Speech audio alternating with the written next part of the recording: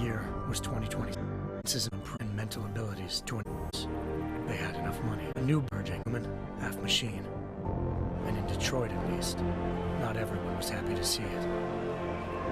I'd just landed a job as head of security at Sarif Industries, a cutting-edge biotech firm. David Sarif himself handpicked me for the job, said he needed me to keep his people safe. My ex, Megan Reed, was one of them. Brilliant neuroscientist, Megan had found a way to make augmentation safe and affordable for everyone. All she had to do was present her research to Congress. But the night before her big meeting, my security measures failed. A team of Black Op mercenaries stormed into Sarif headquarters, massacring everyone in sight. 3 of the mercs were heavily augmented walking tanks. Their mission? Take out Megan and her team. I tried to stop them, but their leader tossed me through a plate glass wall. Last thing I heard as his bullets slammed into my brain was Megan's dying scream. I should have died with her. Only I didn't. High-end military-grade enhancements saved my life. The best augmentation Sarif's money could buy. It took me half a year to get a feel for her. Should have taken longer. But 6 months into my recovery, Sarif Industries was attacked again. This time, by a radical group of pro-human purists. Violent, militant, and fanatically opposed to human augmentation. They claimed to be members of Humanity Front, a non-profit organization that wanted the UN to limit biotechnology research. The thugs broke into Sarif's factory and found machinists working overtime on a top-secret military augment called the Typhoon. Sarif sent me to retrieve it, and when I did, I found one of the so-called purists next to it, wired with cerebral implants, trying to download its classified specs. Obviously, something more was going on. The AUG killed himself before I could question him. Sarif ordered me to dig deeper, so with the help of Frank Pritchard, Sarif's head of cybersecurity, I did. Turns out a second hacker had been controlling the AUG's actions from somewhere off-site. Pritchard and I tracked his signal to a secret FEMA internment camp in Detroit. The Black Op mercenaries were there. The same mercs who'd left me for dead 6 months before. Figured they'd try again when they saw me. It wasn't so easy for them this time. I took out the tank named Barrett, even got him to give me a new lead. A penthouse apartment in China. Of course, we both knew it would be a trap in the end.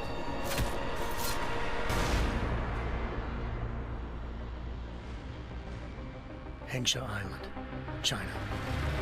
Home to a city so crowded, they had to build a second city on top of it. Trying to find clues in Hengsha wouldn't be easy. Lucky for me, I wasn't alone. Farida Malik, Sarif Industries' ace pilot, had lived in Hengsha before. A good person to have on your side. She knew enough about the place to get me around. Malik dropped me in the lower city, close to the penthouse Barrett had told me about. Bell Tower Associates, a private security firm under contract to the Chinese government, had agents tossing the suite when I arrived. Just not for the reason I'd been expecting. Turns out the man who lived there was a criminal hacker named Van Bruggen. The same hacker who'd been remotely controlling the AUG in Sarif's factory. Van Bruggen's panicked decision to force the man to commit suicide had been a mistake. Now his mercenary partners were gunning for him, and I needed to find him before they did. Locating Van Bruggen meant playing nice with the Triads, Hengsha's organized crime lords. They had the hacker holed up inside a low-rent capsule hotel. By the time I found him, Van Bruggen had no qualms giving up the woman who hired him. Zhao Yunru, president of the Taiyang Medical Corporation. According to Van Bruggen, Zhao wanted to monopolize the augmentation industry and had hired Black Op mercenaries to destabilize her competition. Sarif Industries was at the top of her list. To prove this, I needed to get inside TYM and grab a surveillance hologram off a server. I suspected Van Bruggen was hiding something when he told me this, but nothing could have prepared me for what I saw. Megan wasn't dead. She and her 4 best researchers had been kidnapped, spirited away somewhere while their kidnappers made it look like they were dead. Desperate to learn more, I confronted Zhao in her penthouse.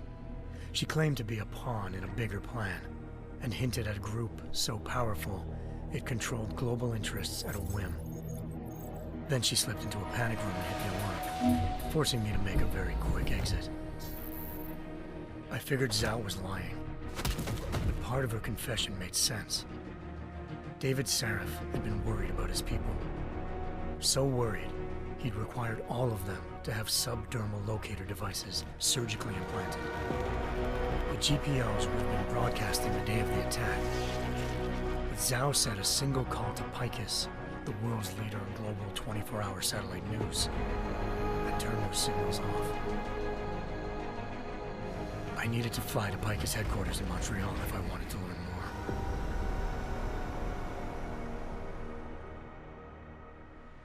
Eliza Cassan, Picus Communications' First Lady of News.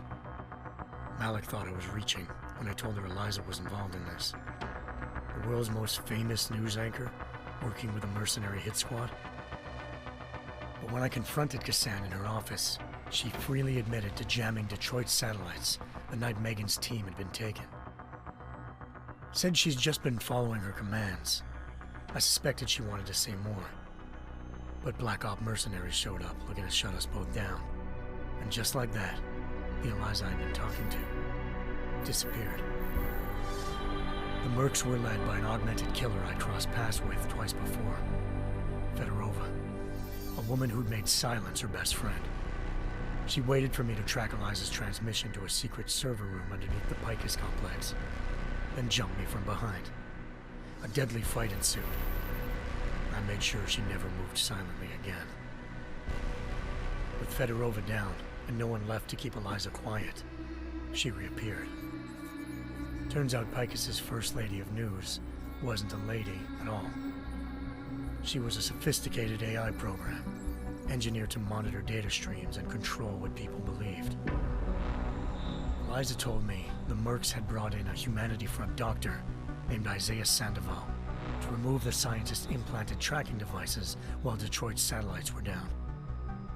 She also told me to speak to David Sarif if I wanted to learn more. By the time Malik and I got back to Detroit, tensions between normal and augmented citizens had reached a flashpoint. Riots were breaking out in several cities, and the UN was being urged to intervene. Sarif was trying hard to convince Hugh Darrow, the inventor turned philanthropist who'd once been a leading proponent of enhancement technologies, to help stop a possible regulatory vote. Sarif had a lot riding on Darrow. Megan's discovery would have given millions of people the chance to evolve beyond their normal human abilities, and at the same time catapulted Sarif Industries to the top of the Fortune 500. According to Sarif, Megan's kidnappers knew this, and didn't want people evolving unless they controlled how it was done. He called his enemies Illuminati, and urged me to keep searching. Determined to do so, I tracked down Sandoval via America's most outspoken augmentation opponent, Bill Taggart, Sandoval's boss and founder of Humanity Front. Sandoval admitted to operating on Megan's team when I confronted him, but said he hadn't removed their GPLs. He'd merely switched them to a different frequency. Pritchard was able to trace one of the signals to China. Malik and I immediately took off in pursuit. Unfortunately, the Illuminati were one step ahead.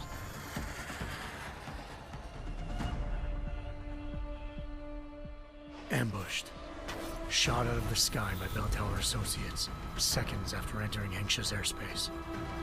Malik's piloting skills saved me.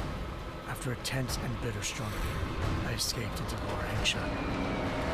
The tracking signal I was following led straight to the Triads, or more specifically, to the augmented arm of Tong Si-hung, leader of a gang of augmentation harvesters. Tong said they'd taken the arm off a corpse, which Bell Tower had left at their door, meaning at least one of Sarif's scientists was dead. Maybe not the rest of them, though. Tong pointed me to a port used for human trafficking and helped me slip aboard a Bell Tower ship. It was sailing to Rifleman Bank Station, a military base in the South China Sea. Bell Tower was holding kidnapped civilians as prisoners there, and using them to perfect the Chiron project, a human-computer interface that left most of its test subjects dead. My search for Megan would have ended then, if not for a mysterious ally named Quinn. In exchange for my help exposing Bell Tower, he slipped me aboard a second ship headed to Singapore and an Illuminati-run biotech facility called Omega Ranch. 3 of Seraph's scientists were there, forced by their captors to create a technology capable of remotely shutting down augmented abilities. Thanks to an emergency recall notice issued by the World Health Organization, millions of people all over the world already had the biochip installed. With the help of the scientists, I tracked Megan to a private section of the ranch. There, I ran into Yaron Namir, the walking tank who'd put a bullet in my brain the first time we met. He'd teamed up with Zhao and was hoping to catch me off guard. But their little ambush didn't work. I found Megan in a suite belonging to Hugh Darrow, the billionaire philanthropist who'd Seraph had called on for help.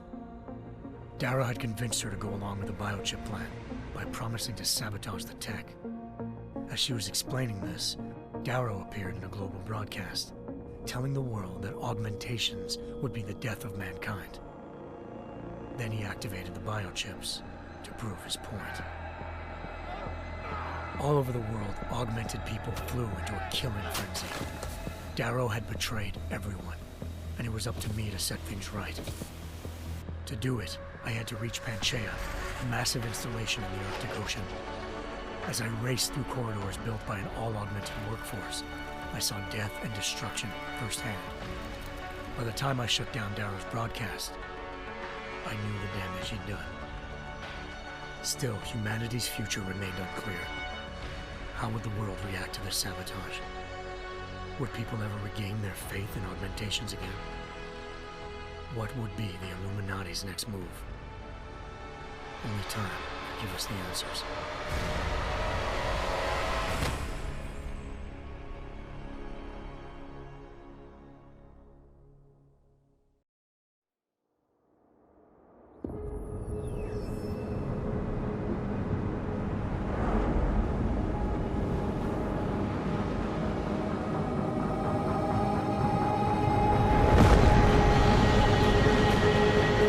I once thought I could save the world. Now look at it.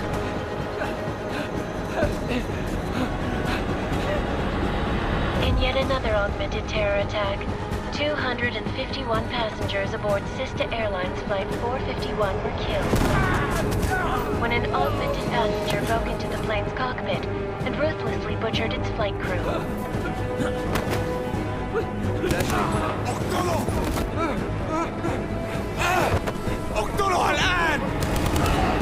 Details recovered from the black box recorder suggest that the man may have been suffering flashbacks to the AUG incident.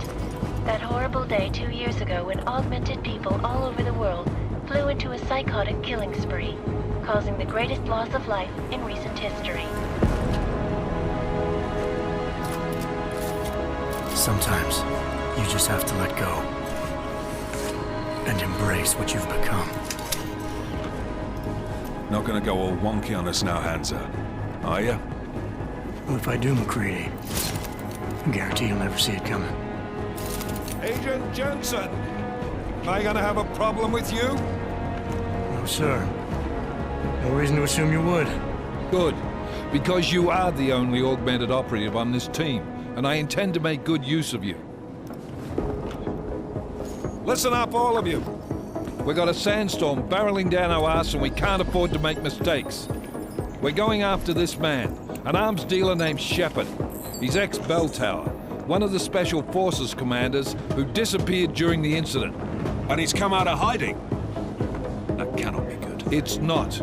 He's selling weapons and military-grade augments to terrorists.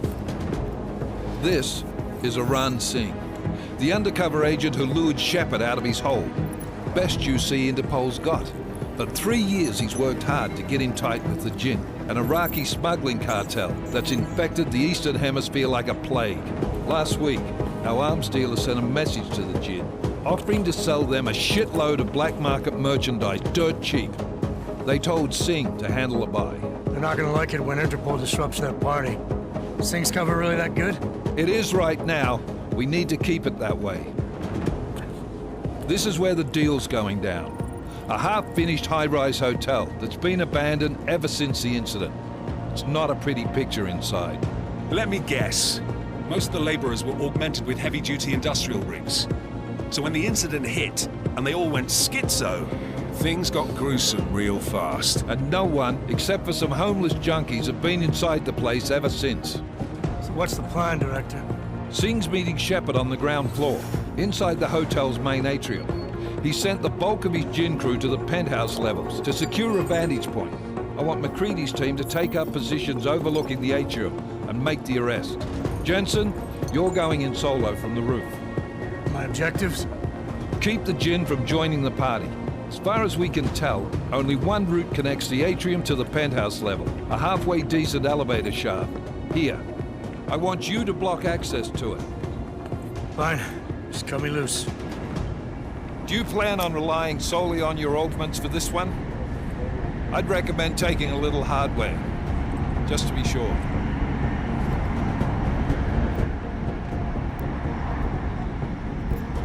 I'm not leaving my 6 exposed. Give me something lethal. Your call, but Singh's undercover in all this. So watch your fucking sights. What about range? There's lots of wide spaces and high ceilings in there, but a number of tight and constrained rooms too. So it's a crapshoot, really.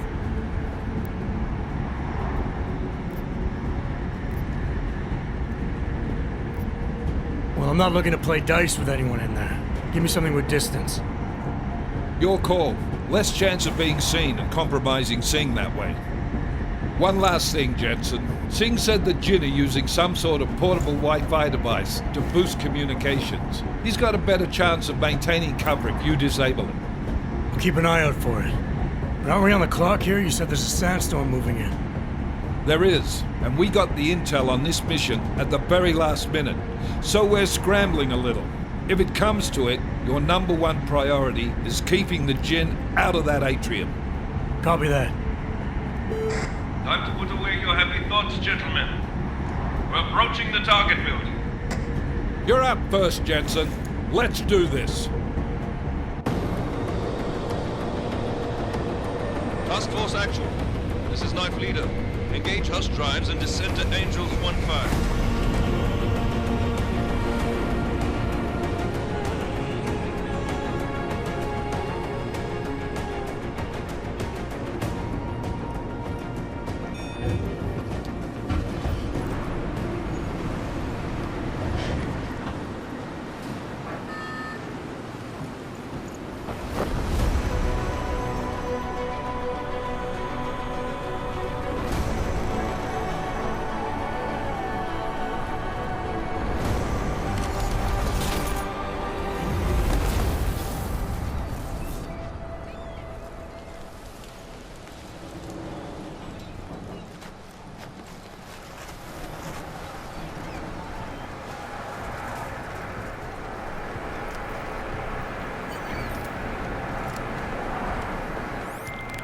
Team leader, this is Jensen. I'm on the roof. Solid copy. Move into the building. The access route you need to block is at the far end of the penthouses. And keep in mind, the direct route might not be the easiest one. Roger that. McCready will advise once his team is on the ground. Miller out.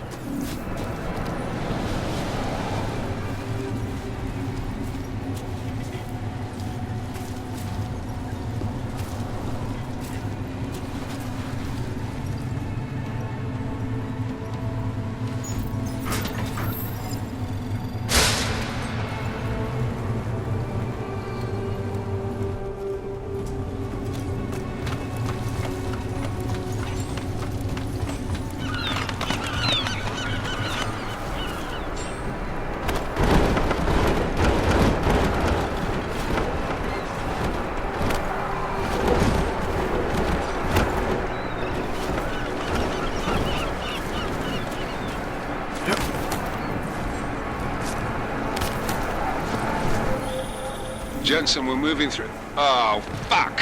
What's wrong? The Jinn have got a few Jennies up and running. We're gonna have to hack keypads.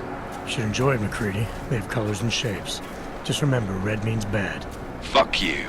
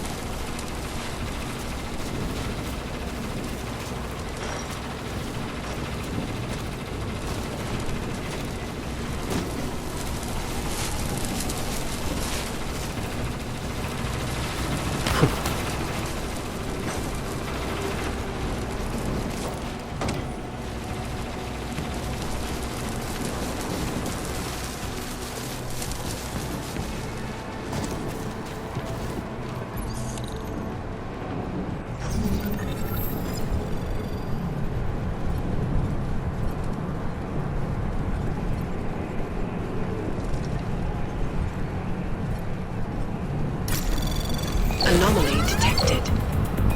Trace program initiated.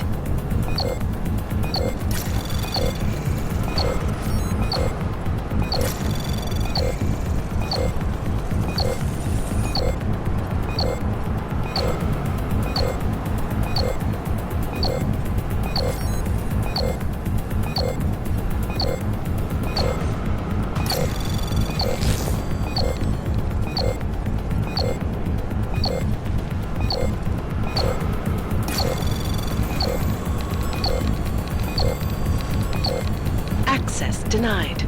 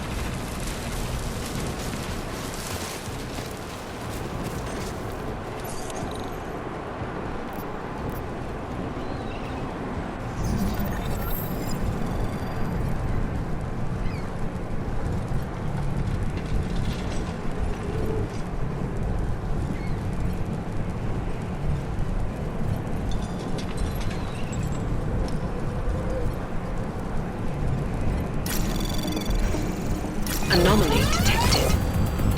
Trace program initiated.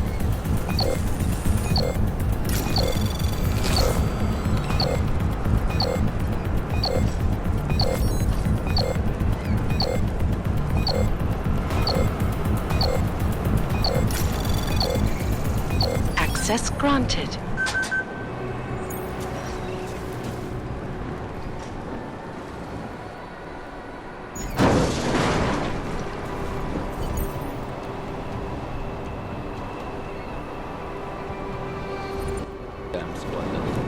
I think that was the last. ما بدنا أحد ثاني يحط هذه العملية في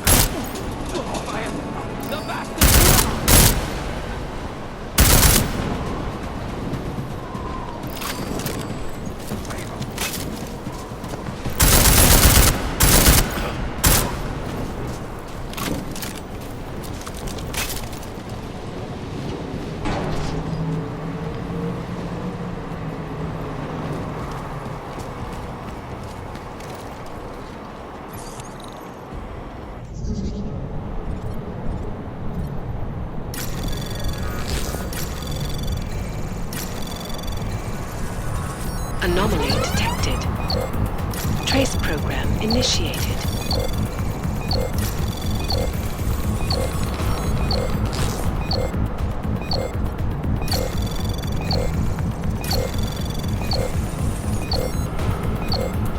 Access granted.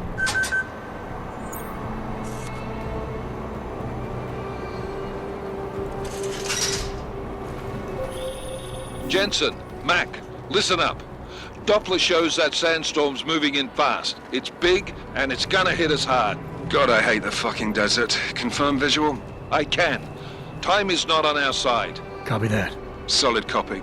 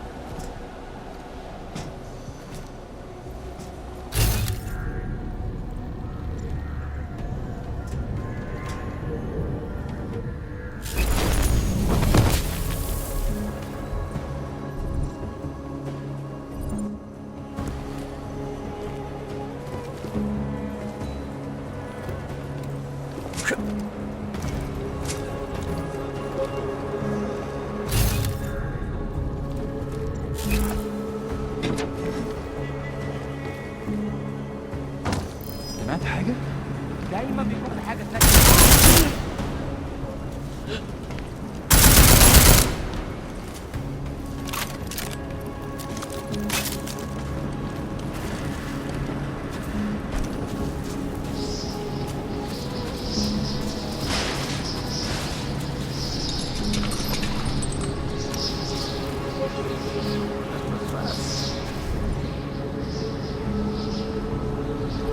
You installed the signal booster already?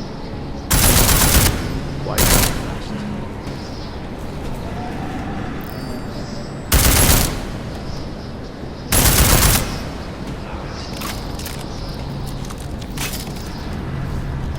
انت حيوان ومش بطال.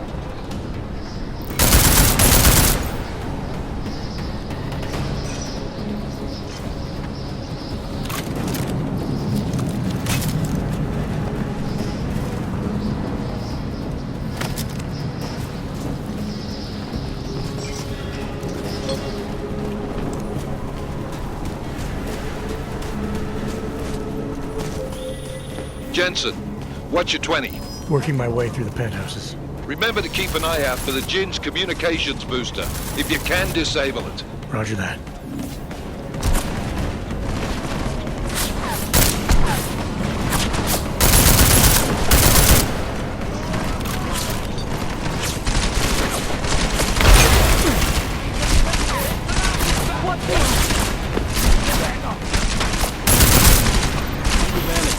النار ها؟